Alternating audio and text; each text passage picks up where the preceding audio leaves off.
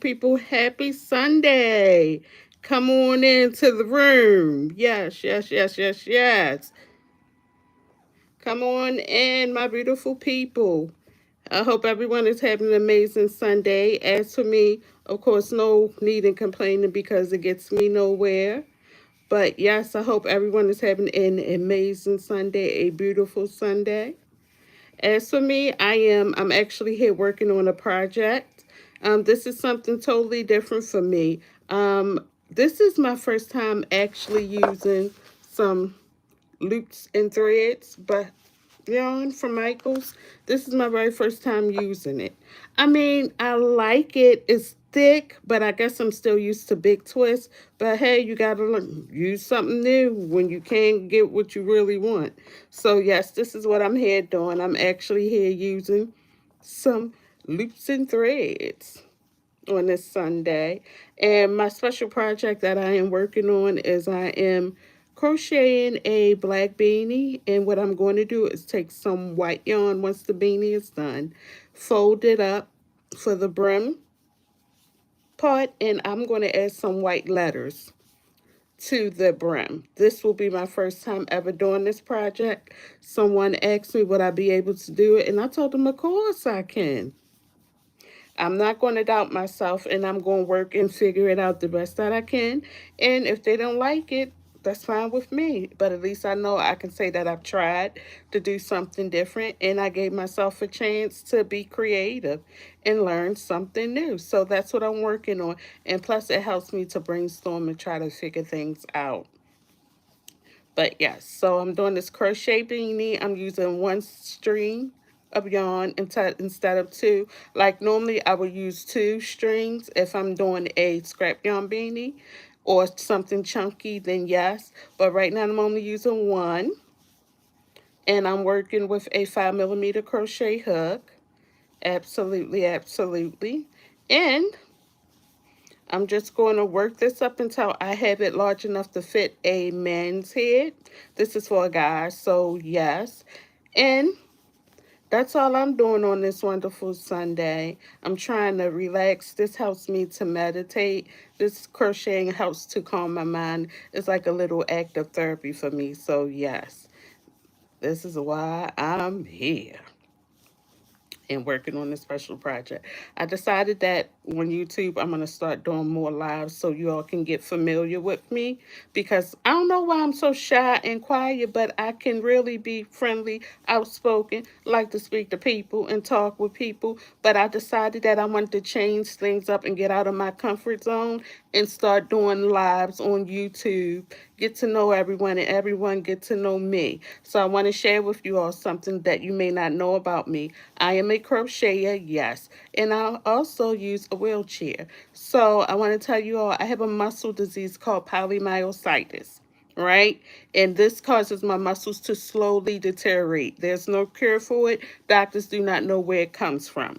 Okay, so I received disability. I won't say I received, I acquired disability after giving birth to my daughter. So I was always an able bodied person, but I got my disability after giving birth to my daughter.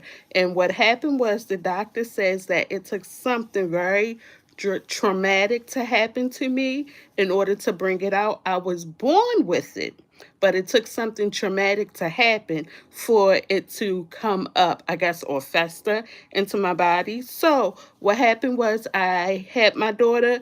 It was a very traumatic birthing experience, whereas though where we had the epidural needle, I had three epidural needles. The first one, it didn't go, it didn't take. By the time the second one, same anesthesiologist that did it, by the time I received my second epidural, same day, what happened was I felt something pop in my back.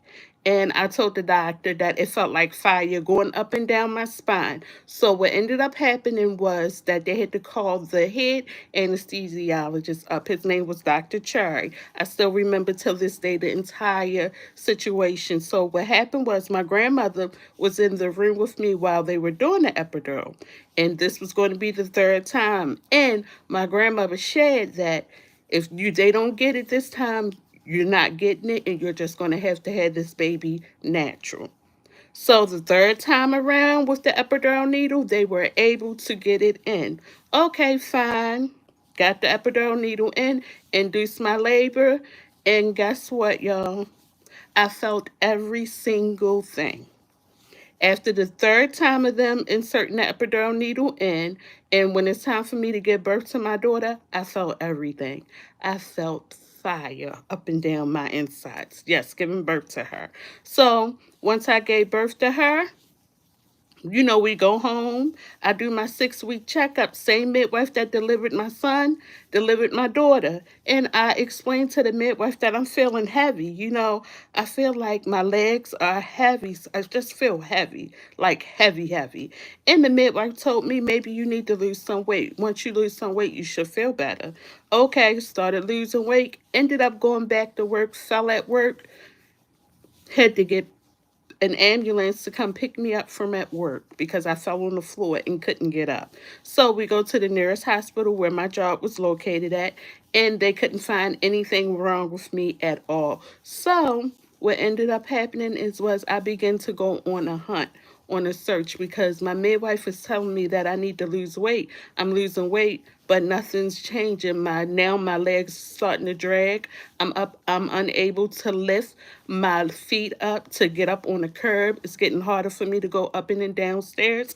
And then we figured, my grandmother realized it was something really wrong, was when you would go to place my daughter in my arms, she would just fall. My daughter would just drop. If you would place her in my arms, she would drop. So I had no strength in my upper arm area. As you can see, that my hands are like really close to me, and the only support that I had was from my wheelchair arms. So that's what happened. So I took my grandmother's advice to go figure out what was wrong with me, and we actually did 5 different hospitals. The first one I went to was, of course, Johns Hopkins here in Baltimore, Maryland. And what happened was they did a muscle biopsy. So while I was waiting for that to come back, I decided that I'm going to go around and I'm going to see, other doctors, get other recommendations to see what is wrong with me. And every hospital and doctor that I visit while waiting for my results from my muscle biopsy shared with me the same thing, that I was at the right place for it, which was Hopkins, because no one knew what was wrong with me. So I'm like, oh, okay. So it took Hopkins to figure out that I had this muscle disease called polymyositis, and this muscle disease, it slowly deteriorates your muscles, and they don't know where it comes from, no cure for it. And at this point in time, the only thing that's keeping me going is God. And let me tell you all, your girl was living fast and furious, because although no one told me that I couldn't drive, because I'm not able to lift my legs upstairs and go up curbs, and it's making it hard for me to walk, I was out here driving. And what I would do is take my right leg, lift it up to press on the brake, and lift my leg up again to accelerate. And no one knew that. So I just want to share a little bit of my journey with you all. Of course, I'll be back with more. I want you all please to like, subscribe, share. It's going to be a part 2 of me sharing my journey on how I acquired my disability and why I picked up crocheting to help me along with my journey. Now, if you haven't done so, make sure you like, subscribe, share, and tell a friend and tell a friend. Your girl will be back with more and more. I thank y'all very much for tuning in. I didn't want to keep y'all too long on this beautiful Sunday. So y'all have a blessed one and be safe. And I'll be back with more. Bye.